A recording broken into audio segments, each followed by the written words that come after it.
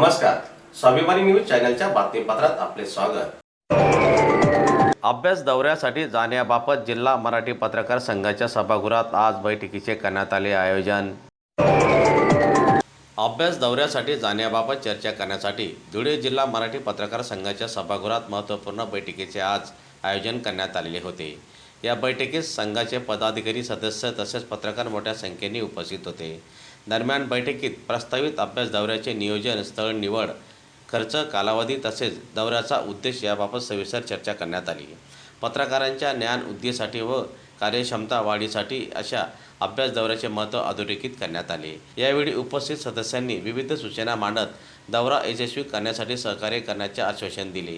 तसेच लवकरच अंतिम निर्णय घेऊन अभ्यास दौऱ्याची तारीख जाहीर करण्यात येणार असल्याची माहिती यावेळी अध्यक्षांनी दिली।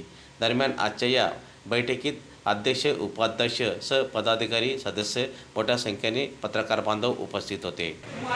एप्रिल मे सायंकाळी धुळे जिल्हा मराठी पत्रकार संघाची नवीन कार्यकारिणीची निवड झाली। त्या निवडीत आज प्रथमच एक बैठक घेण्यात आली। बैठकीत विविध विषयांवरची चर्चा झाली।